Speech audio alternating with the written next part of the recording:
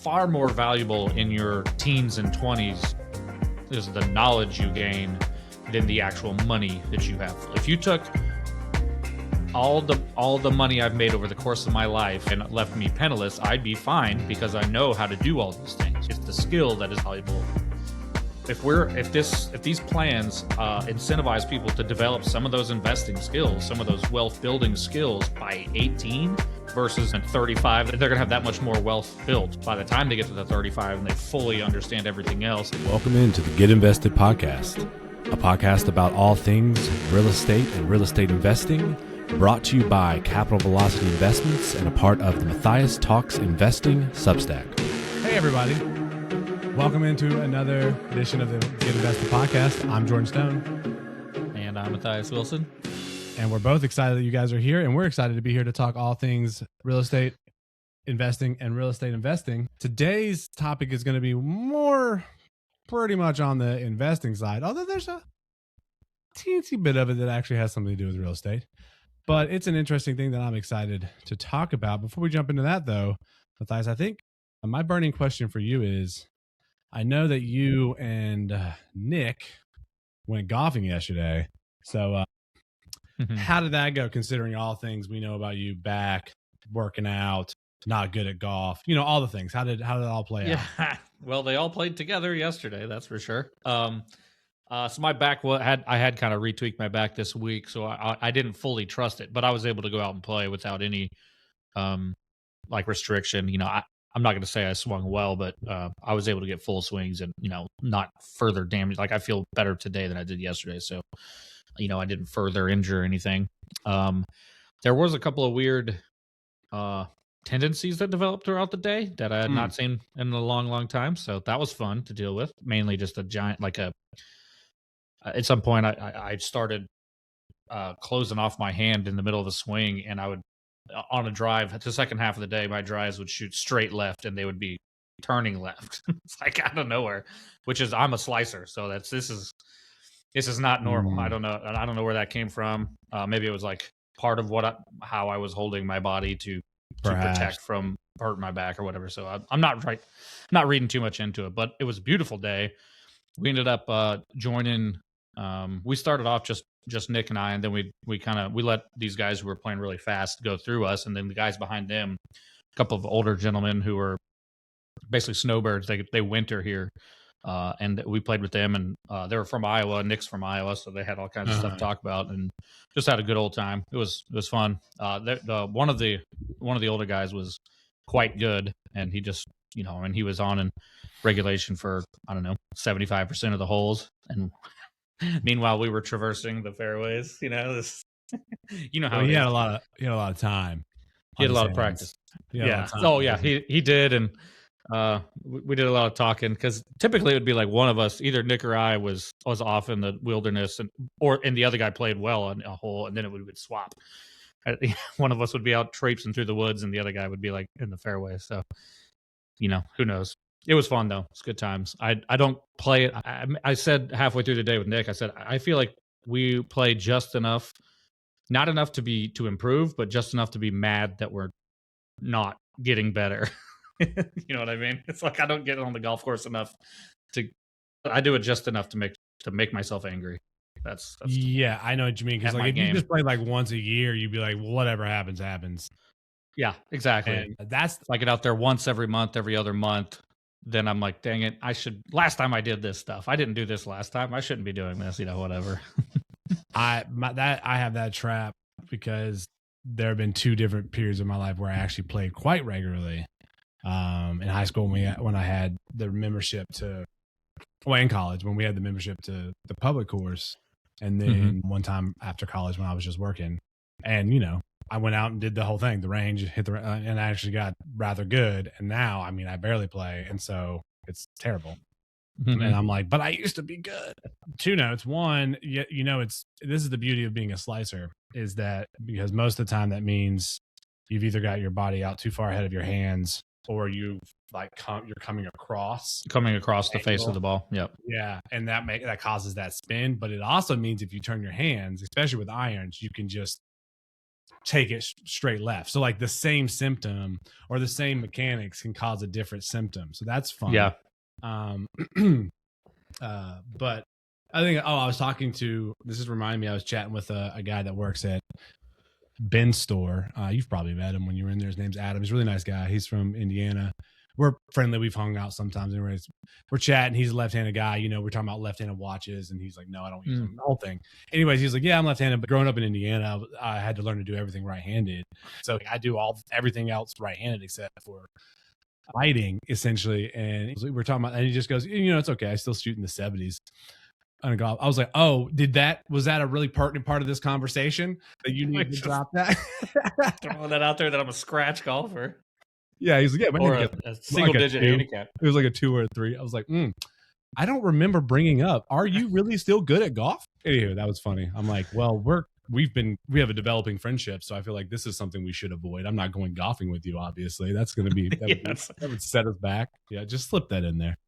Just slip that. Well, I would too if I could play. Yeah. If I could shoot in the 70s. Yeah, I could shoot in the 80s. I'd slip into the conversation. But that ain't me. If you shot in the low 90s, you'd slip in the conversation.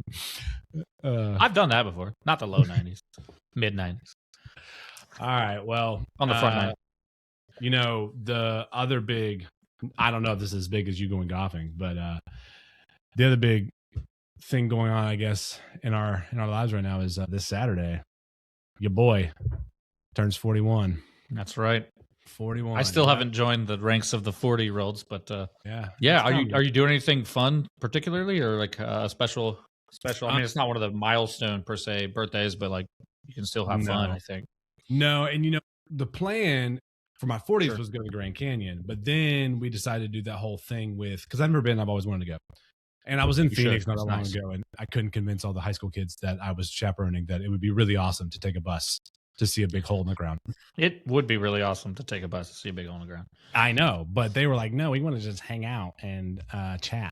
Anyways, I guess that's how all teenagers talk. The way I just said it, that's in my head right now. I'm guessing. Yeah. Anywho, no, she was going to do that, but then we decided to go to England with the family. We did that whole thing instead. So no big plans for 41. Maybe that Grand Canyon thing will be before another milestone. But no, we went to dinner last night at this really cool place that has like literally 10 tables, and everything is like local and changes every week or two. They're on a, you know, like a bespoke kind of like a little. Yeah, they're on the Michelin list, suggested list, but they don't have a star. Apparently, there's like this whole other underneath. Like, if you haven't qualified for that, they're like, it's like an honorary mention, right? If you exactly. It's like an honorary degree. It's like a no, you're not a doctor, but you have an honorary doctorate from us. No, they were very good though. I actually had venison. I'm sure it was. Oh yeah, yeah. Have you not had it before? Yeah, of course. That's what I said. I was like, I'm very interested because it was like a fixed price 3-course meal on Wednesdays, which is why Rachel wanted to go. It's hard to get into, like I said, 10 tables, and so I was like very. You know, it didn't matter. You could order certain whatever. And I saw that. I'm like, well, I haven't had venison in a long time. I told the server, I was like, as someone who grew up eating venison multiple times a week, a lot of the times because of all the people who hunted that were in my dad's church, I'm very interested to see essentially a fancy preparation. Yeah, that's what I was gonna say. I wouldn't know. I mean, like, I guess I've seen it on menus, but I would be interested. Was it a steak or like was it? It was essentially like it was prepared like a steak. It was cooked sous vide, like medium rare to rare, and it was the loin, so very tender. It wasn't, you know, I don't even remember what we were eating. Just venison steaks from like all over the deer, I would imagine, was what we were getting when, you know, I had an entire deer processed, and one of my dad's parishioners would be like, "Well, we can't eat all this. Do you want some, Pastor Stone?" And you know, we always took it. So that was interesting. It was very, very good. The only thing, that's it. Honestly, we're going to a movie and hanging out on Saturday. Like I was like, low key, whatever. 41, no big deal. Fair enough. Yeah. All right. So happy early birthday for the. Thank you for the from all of us here. I will report back on my presents. No, I'm kidding. See if they were good enough. No. All right. Well, let's jump in here. Get off of that nonsense. So today we're going to talk about what have been named so typically Trump accounts, which are basically, just brief overview before we jump in, like a traditional IRA for children. And the big kind of pilot program. Now, these are going to be available for everyone to open, but the big pilot program is that the federal government is going to seed for 3 years, January 1st, 2025 to December 31st, 2028. Anyone born in that time is going to get $1,000 in one of these accounts. And there's a lot of other things that go along with it, but that's essentially the idea. And this is something that both sides of the aisle, when they were getting along and through all this time that they're not, have both discussed and agreed upon being a good thing. So it's finally has happened in some form. And what we're going to do today to lay it out is talk about the accounts, and then kind of how they fit in the landscape, how they compare to the 529s that we've already talked about, and kind of just go from there. So I think the best thing right now is just kind of like try to go down like the main points of it. Yeah. Okay, I am going to pull up here. There's, as you might imagine, there's all kinds of info out there. And for everybody listening, I am going to post a couple of like what I found to be pretty good links, informative, more comprehensive, and then also the IRS official documentation. So what I'm pulling up here is like just a kind of a compare and contrast. Yeah, there we go. I like it. But I'm just going to go through. So essentially, I'm going to try to distill this really quickly. You can open it when a child is born. It's available. The big thing is that as this account is available for someone to have money contributed to it, like a 529, who is not actually employed and making money to put into it, right? Because that is the big kind of stipulation of the other accounts, is that you have to have earned income in order to earned contribute. income. Otherwise, it would be an incredible vehicle for laundering. Yes, gangsters. So that is the big thing. You can, in the pilot program, $1,000. It has to be invested in some index fund, which this makes this other, S&P or another one, which we also just talked about those. And these 3 years are going to get $1,000, but anybody who's under 18, their parents can open one of these when they start, and they are, a lot like 529s, as we discussed, until 18, right? You can contribute to them. They're, as it says here, because you can see here, if you're watching, it's a tax deferred. There's tax on withdrawal depending on how you use it. That's the big thing. There's all these exceptions, right? And you can see here that you can contribute up to $5,000 a year, except that's also complicated. And we can get into that, but primarily $5,000 a year. You can contribute to it, but parents, employers, all kinds of entities.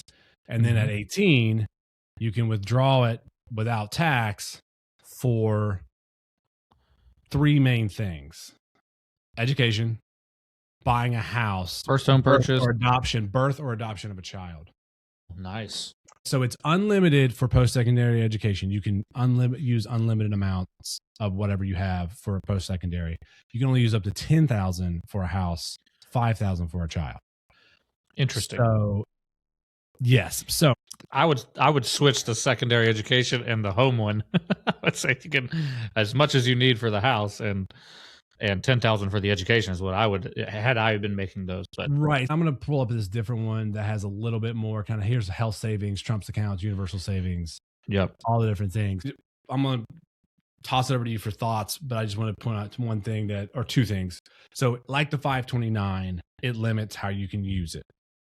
And one of our critiques of the 529 is that you can't use it for some level of entrepreneurship or business starting, although that is something that would be complicated to regulate. But the idea of it being restricted, this money being restricted in its use. So that is still the case currently on the Trump accounts. Now, again, I guess I should say, I don't know if I said this up front, but a lot of this is still kind of up in the air. All the rules It's and being how hashed out. Yeah. it's being hashed out. This could change. There's still not everything there. The IRS document that I'm going to post does have a lot of great information, which I'll probably be referring to later. But so that part is not the best. Now we just had a conversation last night with 2 nights ago, sorry, that investor that said that 529s now might be able to turn into Roths. Mm-hmm. Whereas I do know that for this Trump account, it can just basically turn into a traditional IRA. But at that point, of course, contributions are required. Earned income is required. So all of the exceptions go away. So, anywho. Yep. Yeah. On that note of they're still rolling out and deciding how things are going to apply. Like, you can't even contribute to these things before July 4th of next year of 2026. So we've got time. They're kind of coming up with everything and hashing it out. So you can even open them. So it's, this is for planning purposes for, if you're trying to decide, do you want to participate or how you can participate? This is obviously, you got some time to figure it out, really. But yeah, like this chart right here is good because it basically think of it as in terms like on the tax on deposits, yes or no. That's basically, is this pre-tax or post-tax? Is this lowering your income for the year like a traditional IRA does? Because it's let's say you contribute $5,000, it's lowering your income by $5,000 and you'll be taxed on it later. But the Roth, the 529, and potentially things having to do with the Trump accounts, theoretically it's post-tax already when you make contributions. So you've already paid taxes on the money that you'd put in there. So the idea is to keep it from, it'll grow tax-free inside the account, and then whenever you do take it out, it'll be tax-free as well. That's the plan. Obviously, with some caveats on the Trumps, but that's what a Roth is, right? Like you're paying tax on it now, growing it tax-free, taking it out tax-free later. Yes, and you can't recoup your contributions like you can a Roth in this instance, right? Like before 18, there's no putting in $5,000 one year and then like pulling it out like there's 6 and then you pull it off and there's 7. Right? You can't. Right. So this all goes in there now.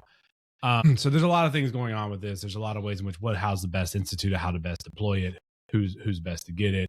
A lot of people have probably seen that Michael and Susan Dell made and they're not the only ones. Other people jumped on afterwards, but the biggest one of $6.25 billion commitment to helping seed these for people that don't fall in that window. They're basing it on medium income of zip codes, which seems a little slapdash to me, but that's the kind of their original idea of how they're going to do that. So the calculus, if you will, of how much this might be based on basically the recent performance of like the S&P, kind of like we just did. I think it calculated it was basically if you do nothing except that $1,000, it's gonna be worth like $6,000. If you could contribute the maximum, they'd have like over $300,000 by the time they're 18. By the time they hit 18, which is pretty. Obviously, most Americans probably are not in the position to max out. Just like not everybody maxes out their Roths and such every year. I think a decent amount of middle class might prioritize it, knowing that this is available to them, and they probably could. But having something. Can you imagine having $6,000 hanging out for you when you were 18? I mean, I bought my first car at 16 for like $600, and I didn't have all that. I had to. Yeah, I mean, take a loan from mom and dad for that. So that just sounds cool. 6,000 would be something for sure, 100%. That's kind of the ongoing negotiations, and I don't want to jump ahead, but the ideas of like how it could fit and change the way other things work.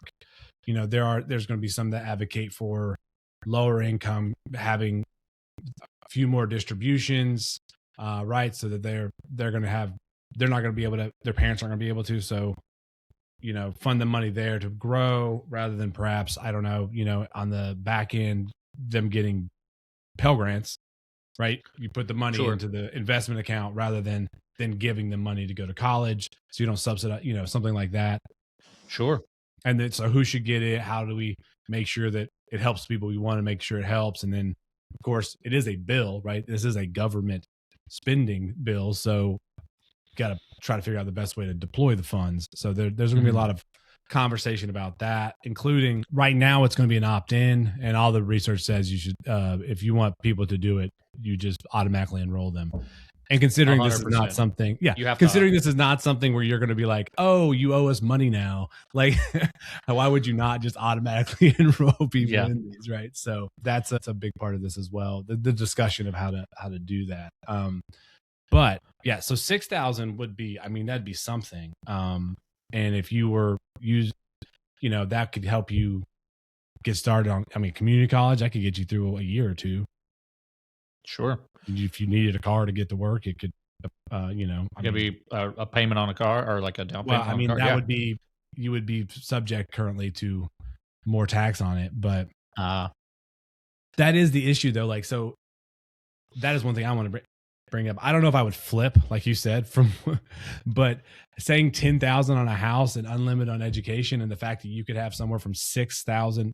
I mean, this being, if things held as they are, $600,000 to $300,000. It's like, no, maybe we should put more toward the house than 10,000. That's 100%, and less towards. I mean, don't give somebody $300,000 to go to college. Just for school. If somebody who needs to somebody who needs to spend $300,000 on college should be on scholarship. Everybody else, that somebody who we really need to put through school that badly should be recruited by Harvard or something. But I agree. I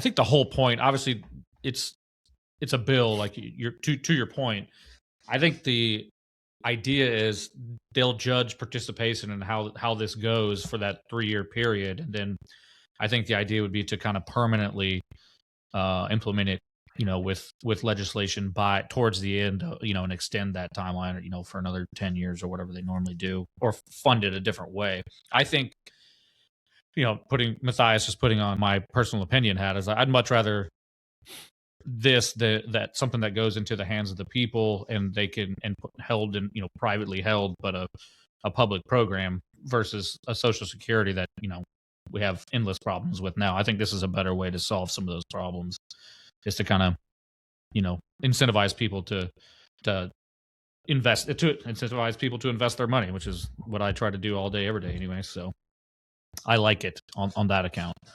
Well, yeah, the best case scenario currently would be a supplemental situation to Social Security, especially as we face so many problems with it. And the pilot program, I think there's the Trump accounts themselves aren't necessarily going to go away. It's just right. But I'm just saying the funding and the seeding, the seeding. Exactly. So I think right now, one of the things that's at issue is exactly our conversation, honestly, and the fact that we're talking about it in the first place is that those who are not, and there's two sides to this coin, those who are not familiar with this type of thing, right? Whether that be IRAs, Roth IRAs, traditional IRAs, 401ks, and it's just one more account to navigate and decide between. And it doesn't currently really give you much a clear advantage if you're not getting the $1,000. That much of a different. It doesn't give that much distinction between like some of the things that already exist. So hopefully that will, in the future, there'll be like more clear, options. And I guess if you're a parent who wants, nope, I don't care, I want my kid to go to school, I want the money to be for school, you open a 529 and you move there. Now okay, let me back up. That's a little harsh on parents, because if we go back to this one, you can see here that the annual, it's not letting me highlight, but the amount that you can contribute.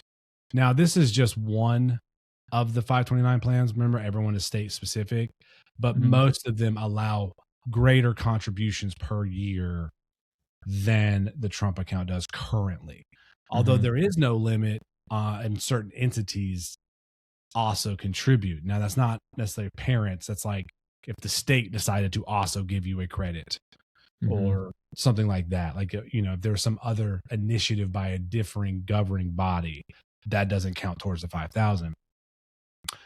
But as of right now, the 529s for the most part. I mean, I think if memory serves, like South Carolina has no limit, and then like North Carolina's is like 8,000-9,000 or something like that, and that might be per parent or something. So clearly, if you are in a situation where you can contribute more, and you think your child is definitely going to go to school, then maybe a 529 is the way to go, especially if now it can be rolled over. That's the huge thing I wanted to hit on too, is that Nick brought it up, and this is a recent development, but they're talking about, hey, if you're, because I think it's a real problem, right? Like, yes, parents should be saving for college or to help their kids go to college. Like, that's a good thing to do, right? If you can, but what you don't want to do is end up forcing a kid to go to college that doesn't want to go to college and has no interest in pursuing a engineering or whatever a program like that, and they'd rather go start a business, or they'd rather go learn a trade or whatever it is. Like, we don't want to disincentivize that, because we need that. Like, we need trade workers badly. They're the highest demand anywhere type of job. So that's I like that. So even if you do the 529 plan and you don't use it, now you can roll it over to a Roth IRA. That's significant development. I think that's great too. That's a huge opportunity. Yeah. So it is a good thing, but it also just confuses and muddies the water a little bit, to the point that now both of them can do that. And you're like, wait, what's the difference? What are we doing here? So really, I'm just going to say it now. You could. Yeah. A Trump account allows you to use some money for a house and a child. The 529 will not do that. And if it rolls over to a Roth, you are subject to all the rules of a Roth, i.e. 59 and a half. So 59 and a half. Right. And all of those things. And it is going to be a Roth, not a traditional IRA, which is the other distinction, is that the Trump account will roll over into a traditional IRA. Effectively a traditional IRA, which means it will be taxed on distributions after the 59 and a half. So that's important to know. Like, that's the beauty of a Roth, is like, if you follow all the rules of the Roth, you're never getting taxed on anything out of that account again, which is awesome. But obviously it's locked up until 59 and a half. But for traditional, you'll still be taxed whenever that comes out. It's considered income, which is why everybody tries to convert their traditionals into Roths over the course of their, 40s and 50s. Everybody starts looking at the potential tax hit when they take the distributions. Now they're like, oh, wait, let's try to get as much of this into Roth as possible, which, obviously makes sense. Absolutely. But it is cool. I just want to bring up this that, and this is something we've talked about. It is an incentive in a number of ways, and provides something that a lot of people don't necessarily have or know about way earlier. So two things on that. That was like a big word salad. So let me break it down. No, it's a good point. I like where we're going with this. So let's just talk about something that we've discussed more than once: financial literacy. So this incentivizes, and I gotta say, I gotta add, the $1,000 seed money incentivizes way more than just like signing someone up for this one. They're actually being money there. Incentivizes the parents, if they don't know about these kind of things, to learn about them for their kid, and then perhaps maybe for themselves eventually. But more pertinently, or more pertinently to some of the conversations we've had, it gives salient reason and incentive for the child to know about this thing early on. Like, they have skin in the game. This isn't just sitting in a classroom learning about it. They're like, oh no, I actually have money. I'm checking the balance and seeing what my S&P 500 index fund has done this past month, or hopefully they're not obsessive like I am all the time and checking it every day and things, but still that's huge to understand. By I'm picturing 16 through 18 year olds. They're looking at, let's say their parents contributed some, they've got their $1,000 seed money, but 16 through 18, they know it's theoretically coming to them soon. But the whole idea of them going, hey, what's the S&P 500 doing? Hey, what's an index fund? I know I have some shares in my account. it's a reinvest, right? So the S&P does pay dividends, so or S&P stocks do pay dividends. So there is technically going to be dividends and reevaluate, like all these things they're going to know about by 18 versus by 35, like where most people figured out. And on that same point, I think even most parents, you know, are in their 20s to 30s, right? Like the age is getting older, but still, they don't necessarily have their own retirement accounts. Hopefully they do, but we know for a fact that not a lot of them do.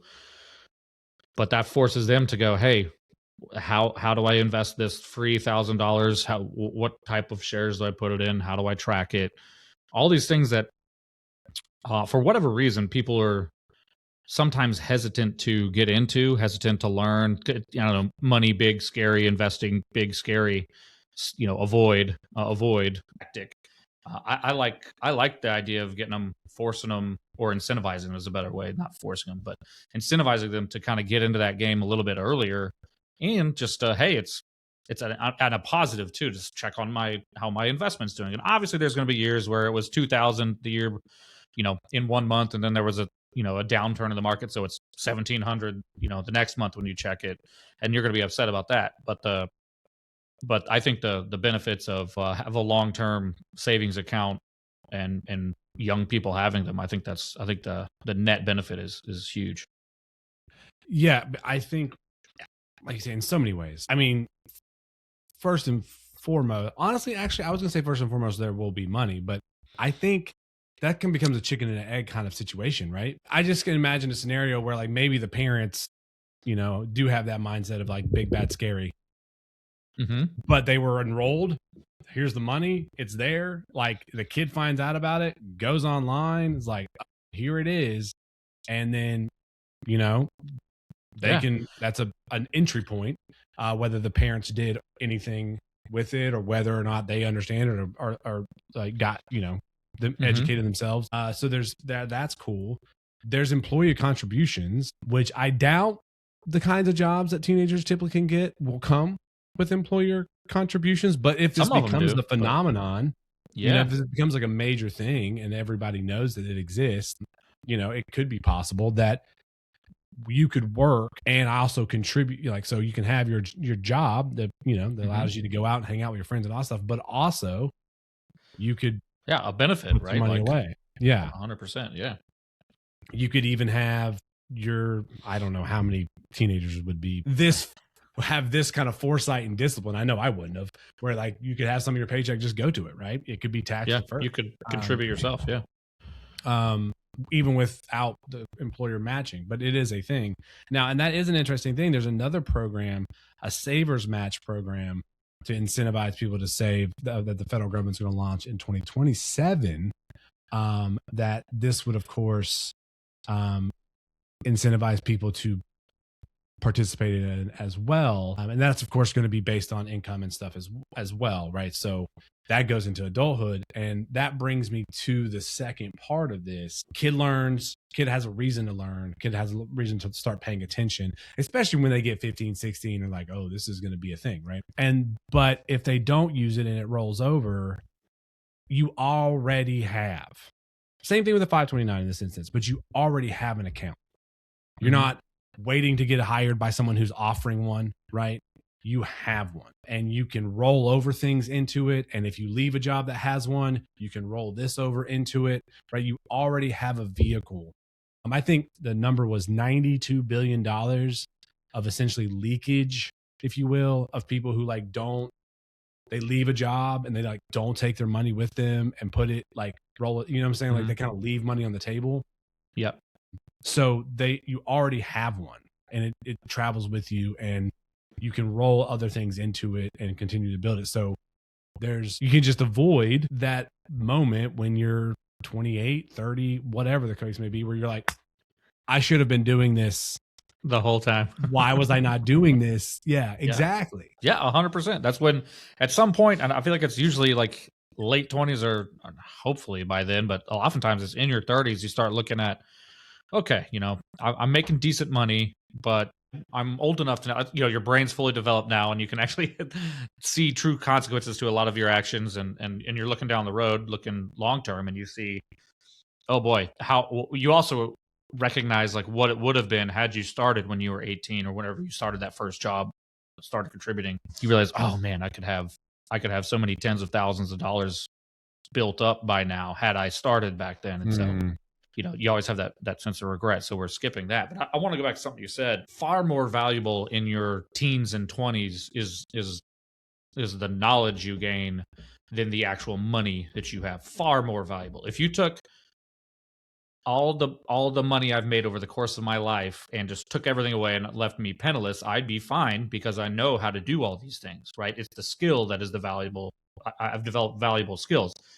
If these plans incentivize people to develop some of those investing skills, some of those wealth building skills by 18 versus this time at 35, when you go, oh man, I wish we'd been doing this.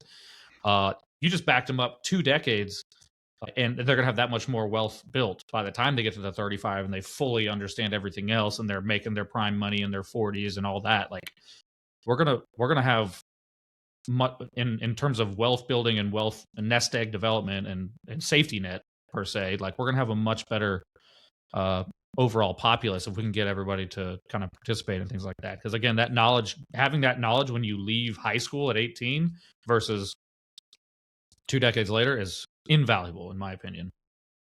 Yeah, and I would say maybe I'm aiming too low. I'm just thinking like worst case scenario. Yeah, there's maybe not a skill. Maybe they don't develop skills. Hopefully they do, but maybe they don't. They just have an awareness, right? Right. Like because there's so many. There are lots of the population who, because of the experience, we've talked about this because of where they've come from, how their parents were, where their parents came from, being raised by Depression era, all the things we've talked about. Mm-hmm. They just they might have heard of like a thing. They may know the phrase 401k, but they have no idea 100% means. So just the general awareness that it's there. Here's kind of how it works. Honestly, you don't even have to do that much. You don't have to learn that many skills. You can just contribute to this. And granted, there's better ways and more ways. There's ways to maximize.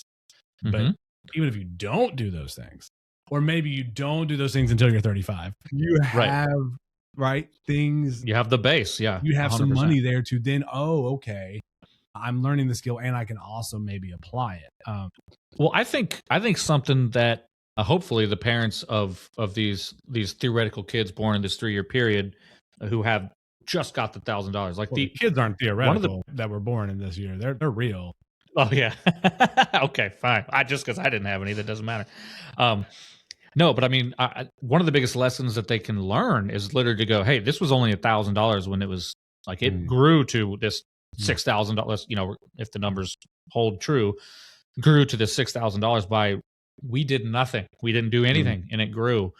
Which I don't know. It for me, I remember the day I learned. I talk about it all the time. The day I learned what compound interest was, I was like when I was 12 or something. But if these kids do nothing else but learn like that, hey, time plus money equals more money, invested, like that's valuable. And like, how would you not? If you learned that at 18, you said, okay, so something that my parents, this account that the government matched, or the government gave $1,000 and grew to $6,500 by the time I'm 18. Like, what happens if I start adding to it, or what if I start doing my own investing? How quickly can I get that number up? It's like that's the momentum there. I think is going to be important too. Just learning like, hey, this is.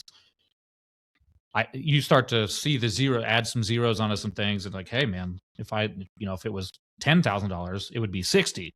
If it was $100,000, it'd be $600,000 now. You know what I mean? Like, start doing that math and be like, hey, let's start keeping this going as we start earning money in our late teen, early 20s, and if you go to college or if you don't, you still understanding that the momentum concept of investing and the compound, I think is going to be huge. Yeah, absolutely. Just a couple things on that as we probably should be rounding out here. That the awareness and then learn later kind of thing, or employ later kind of thing. Honestly, that's kind of me. Like right out of college, I was doing that pharmaceutical consulting and they had a 401k and I was smart enough to, say yes. start contributing. Take the matching. Yeah. And contribute up to their matching, right? But I didn't think about it because one, the 3 years I worked there, I was 21 to 24. Yeah. And then I went off to grad school, and I wasn't thinking about investing in grad school, right? That's just not. No. You were thinking about eating food, having money to eat food, and getting all my work done and teaching and stuff. So, but then I got out, and then I started, doing this, that, and the other, and then I came back to it, right? And that's what enabled me to make my first investment in Heritage Cove, right? So then I started doing something active with it when I was, what was that? 35, honestly, 39, 35. It was like, well, when I first, actually, I mean, I had done something with it before, but basically recovered it. I had started other ones by that point, but yeah, essentially, yeah. So it sat there and it grew. It could have grown more. First of all, if I'd have put more than the minimum when I was 22, of course. And there's the moment. And then, of course, if I had not just let it sit there all that time. So there's that. I wanted to point out that, like, honestly, I kind of am that person in a way. I just because my dad had done a good enough job of talking about these kind of things, I knew I should definitely do it. And honestly, well, I know so many people, especially teachers, that have not opted in to like the traditional IRA on top of like what the pension and all that kind of thing. Yeah. And oh man, I know. And so I was just going to say, like, the opt-in is no, just say, yes, you're enrolled. But in that instance that you are taking money away from them that they could have every month, and they also are adults. So it's a little bit different. Yeah. But yeah. Sometimes you just want to go, what are you doing?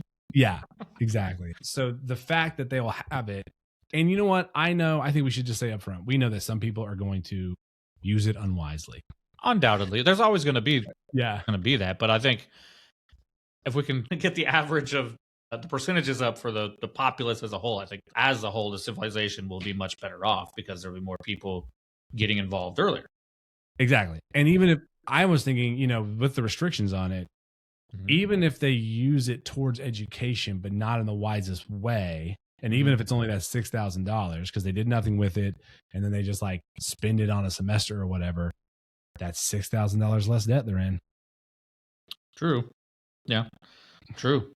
So, I mean, worst case scenario, or that $6,000 toward a house. I don't know exactly how you would manage to buy a house with $6,000 down payment, but hopefully not at 18. Hopefully there's some combination going in there. Yeah, not many people are buying houses at 18 anyway, but so theoretically it would keep growing until they were inside the account, until they were ready to buy the house.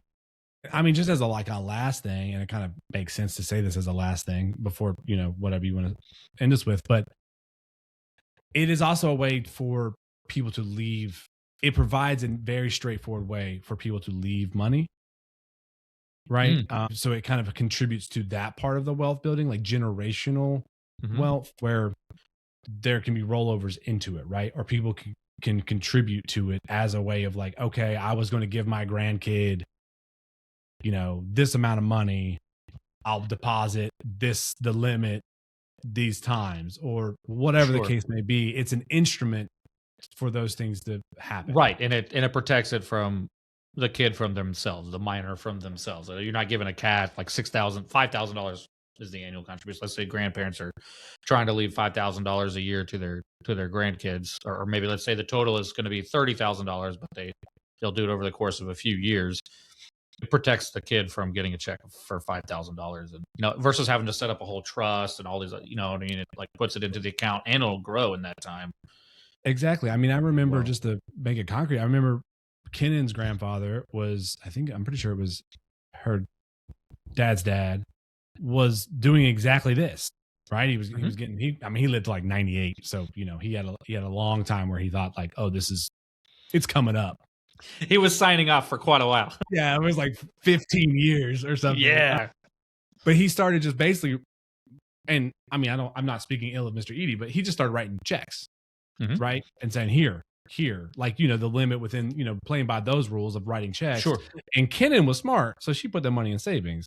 not everyone who's in their late teens, early 20s would have done that, right? So now it would be like Mr. Edie can be like, okay, I'm going to put it into these Trump accounts. And even if you have rolled it over to traditional IRA and now you're just seeding investment money for years to come rather than handing a 20-year-old $5,000. Oh, God. I can only imagine. I mean, again, it worked out great for Kenan because she's smart and was wise beyond her years. Yeah, and had strong parents that had one, raised her right, and two, like she could go to them, had a good relationship with her, so that she could go to them and be like, "What should I do with this awesome amount of money?" I don't even know if she asked, but I mean, she was right that, and her parents are awesome. But I gotta tell you, I don't know if her sister Taylor would have done the same thing. So that was I thought I didn't know you were going to drop the name, but I was like, I wonder what Taylor did. They don't listen to this podcast. That's okay. Yeah. So I just think overall it's exciting. The landscape is going to be confusing. I was pumped to talk about it because I thought it was a cool thing. Yeah, like you're not even going to be able to open one of these until, like you said, July of 2026, because they're doing this 250, which is cool. I'm pretty excited for it too. I think it's going to be pretty awesome. And you can open one even if your kid is not born in this time. So we're going to put some information on the post for you guys to look at if you haven't had a chance. It's a cool thing. There's a lot to sift through. Hopefully this conversation, at least bare minimum, starts the wheels turning. You may be confused even more by our conversation, but we'll put some stuff up there for you guys to get into if this is something that interests you. And as always, we really appreciate that you hung out with us, stayed with us on this. If you have any questions, comments, concerns, suggestions, etc., Substack, Spotify, all have comments. You can DM us, email us, hit up the chat bot on the website, all the things. Other than that, we just really appreciate you listening. We hope you come back next week for another edition of the Get Invested podcast. See you.